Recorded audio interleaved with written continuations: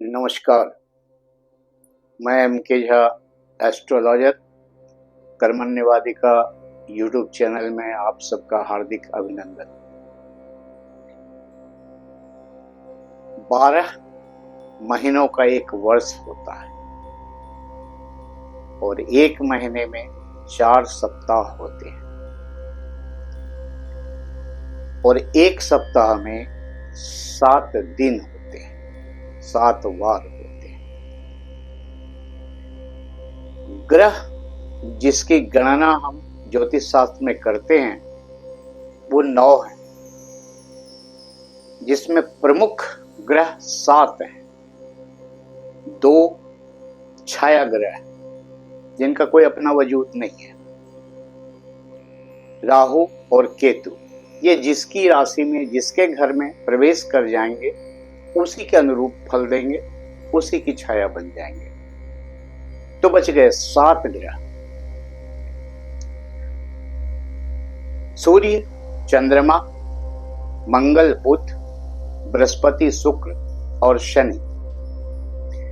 इस 7 ग्रह को एक एक वार दे दिया गया, एक एक दिन दे दिया गया संचालन करने के लिए। सूर्य को रविवार, चंद्रमा को सोमवार, मंगल को मंगलवार, बुध को बुधवार, बृहस्पति को बृहस्पतिवार, गुरुवार, शुक्र को शुक्रवार और शनि को शनिवार। 7 वार जब एक जगह एकत्रित होते हैं, इकट्ठा होते हैं, एक ही घर में इकट्ठा होते हैं, तो और एक वार बनता है जिसको कहते हैं परिवार। एक परिवार में ये 7 ग्रह के गुण अवगुण विद्यमान रहते हैं। परिवार जो काल पुरुष की कुंडली के आधार पर 1 से 12 तक हम आपको पहले बता चुके हैं। अब मान के चलिए कि काल पुरुष की कुंडली को यदि पति की कुंडली मान लिया जाए तो पत्नी की कुंडली कैसी होगी? विधि के हिसाब से, ज्योतिष शास्त्र के दृष्टिकोण से, जब हम पत्नी की कुंडली का विवेचन करेंगे तो हमें पता चलेगा कि विधि ने क्या निर्धारित किया है पत्नी के लिए, कैसा जीवन निर्धारित किया है पत्नी के लिए, क्या करना चाहिए उसको, और उस अनुरूप जो करते हैं सिर्फ उनके घर में लक्ष्मी स्थिर रहती है, सुख, वैभव, शांति उनके यहां वास करती है। तो आइए हम जानते हैं कि काल पुरुष की कुंडली का या जीवन में स्वयं के अलावा अगर कोई मुख्य किरदार है तो वो है पत्नी। और इस वीडियो में आपको हम पत्नी की कुंडली कैसी है, कैसी होनी चाहिए, किस तरह उसे चलना चाहिए, वो हम काल पुरुष की कुंडली के आधार पर बताएंगे। तो आइए चलते। ये है काल पुरुष की कुंडली। यहां 1 नंबर लिखा हुआ है, यानी ये स्वयं आप हैं, और यहां 7 नंबर लिखा हुआ है, अर्थात यही आपकी पत्नी है, यही घर आपकी पत्नी है। अब इसको यदि हमें पत्नी के विषय में समझना है तो हम पत्नी को यहां ले आएंगे, फिर हम देखेंगे क्या होता है। तो आइए, ये है आपकी कुंडली का, काल पुरुष की कुंडली का 7वां भाव यहां आ गया, तो यहां 7 हो गया। उसी तरीके से क्रम के अनुसार 8 यहां, 9 यहां, 10 यहां, 11 यहां, 12 यहां, 1 2 3 4 5 6 हो गई कुंडली पूरी। अब ये आपकी कुंडली है, पत्नी की कुंडली है। अब समझना है हमें कि ये क्या कहता है, कालपुरुष की कुंडली क्या कहता है। तो ये 7 नंबर शुक्र का है और ये लग्न भाव में आ गया। लग्न भाव क्या है? व्यक्तित्व का, पर्सनालिटी का, शरीर का। और शुक्र क्या है? बैलेंस, संतुलन में रहना। यानी ये कहा जा रहा है कालपुरुष की कुंडली के अनुसार कि पत्नी को हमेशा संतुलन में रहना चाहिए।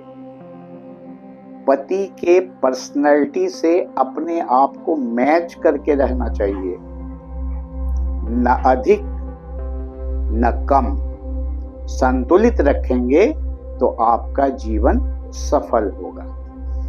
दूसरे भाव में आइए, ये है धन भाव और ये परिवार का भाव है। तो यहां लिखा कितना है? 8 नंबर, यानी 8 नंबर यहां का है। ये क्या है? पति का ससुराल, यानी पति का घर, आपका ससुराल, यानी पति का ये घर है। ये घर पति का, इस घर का 8 नंबर उठ के यहां आ गया है। अर्थात जो परिवार है वो पति का परिवार ही अब आपका परिवार है। इसको समझने के लिए हमेशा ध्यान में रखिए कि अब आपका परिवार वही परिवार है जो आपके पति का परिवार है। यहां लिखा हुआ है तीसरे भाव में 9 नंबर। 9 नंबर किसका है? भाग्य का। और ये किसका घर है? परिश्रम का, पराक्रम का।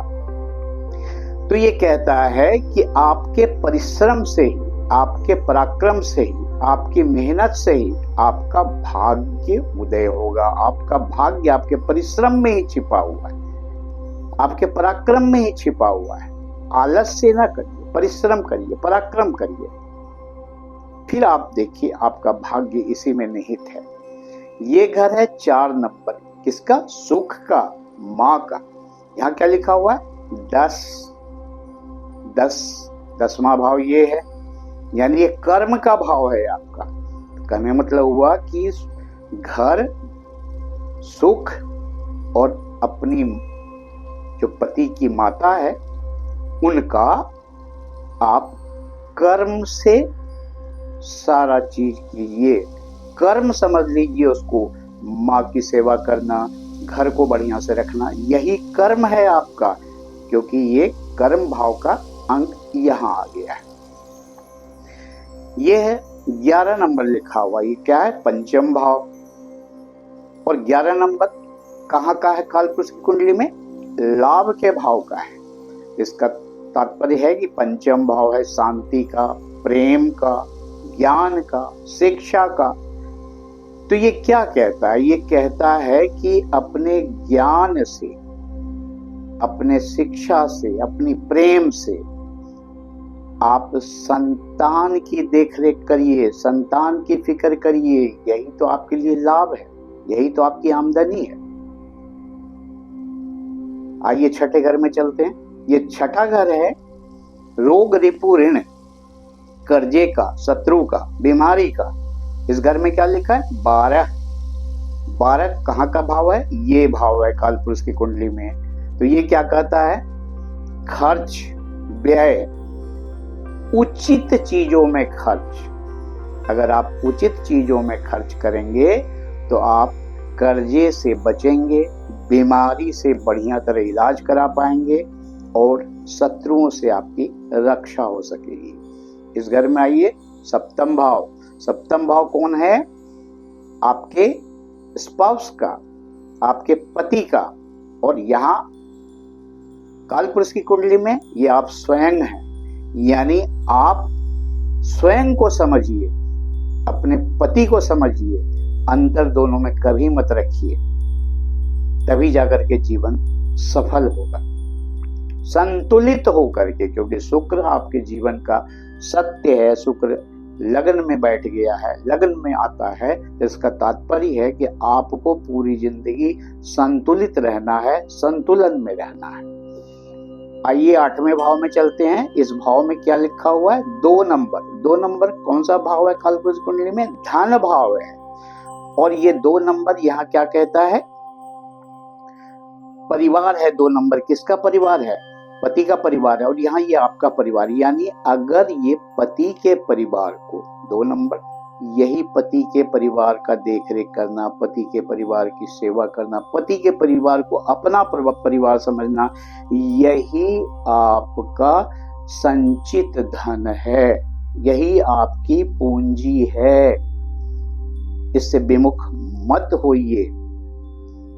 अब यहां से बढ़ते हैं भाग्य स्थान पर। भाग्य क्या है लिखा हुआ? 3 नंबर आपका। और 3 नंबर कालपुरुष की कुंडली में किसका है? पराक्रम का है, परिश्रम का है। मैंने जैसा कहा कि भाग्य तो आपका परिश्रम पराक्रम में ही छिपा हुआ है। आप जितना परिश्रम, जितना पराक्रम करेंगे, आपकी भाग्य उतनी आपको साथ देगी। ये आइए कर्म का भाव है। कर्म भाव में क्या लिखा हुआ है? 4 नंबर। 4 नंबर किसका है? पति के माँ का। और ये 4 नंबर कर्म में आ गया, यानी निश्चित तौर से आपको कर्मशील होना पड़ेगा अपनी सास के प्रति। हर हाल में डिवोटी होना पड़ेगा हर अपनी सास के प्रति। कर्म करना पड़ेगा उनके लिए, ध्यान देना पड़ेगा उन पर। आइए एकादश भाव में चलते हैं। यहाँ क्या लिखा हुआ है? 5 नंबर। 5 नंबर कालपुरुष की कुंडली में किसका है? संतान का। तो ये इंडिकेट कर रहा है, जैसा मैंने पहले भी कहा, कि संतान ही आपके लिए लाभ है। प्रेम, ज्ञान, शिक्षा, संतान, इस ओर जब आप ध्यान देंगी, वही आपका लाभ है, वही आपकी आमदनी है, उसके अलावा कुछ नहीं है।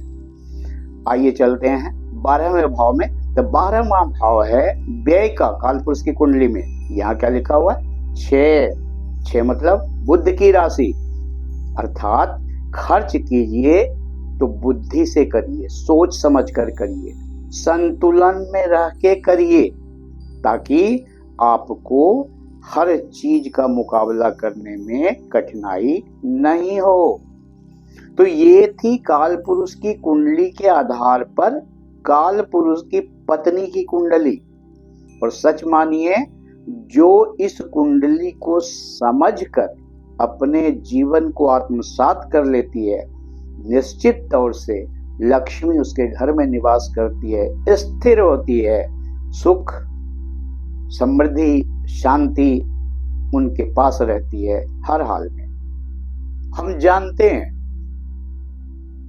कि आज समय कुछ और हो गया है। आज निश्चित तौर से इस सोच को रखने वाले बहुत कम हो गए। किंतु यदि इस भागदौड़ की जिंदगी में भी आप इस कुंडली के तथ्य को समझ जाइए और 100% नहीं, कुछ ही अगर आप इसको फॉलो कर लीजिए और इस आधार पर अपने जीवन को व्यतीत करने का प्रयास कीजिए, तो यकीन मानिए आपका जीवन सुखमय हो जाएगा। आप लक्ष्मी का रूप बनकर आई हैं और सही मायने में जिस घर में जाएंगी उस घर में लक्ष्मी मजबूर हो जाएगी निवास करने के लिए। सुख, शांति। आप अभी भी देखिए, जिन जगहों पर, कई जगहों पर इस तरह से लोग फॉलो करते हैं, और जहां जहां आप देखेंगे कि इस तरह से फॉलो करते हैं, स्वयं तो कष्ट होता है, क्योंकि आपका जन्म ही हुआ है संतुलन। सप्तम भाव 7 नंबर लग्न में गया, यानी आपका संपूर्ण जीवन संतुलन में ही बीतेगा। आपको संतुलित ही रहना है, बैलेंस से ही बना के रहना है, यही तो सत्य है आपका। और जब भी आप बैलेंस से इधर से उधर होंगे, आपके जीवन में भूचाल आएगा ही, परेशानी आएगी, इसको मान कर चलिए। आज के लिए बस इतना ही। इजाजत दीजिए।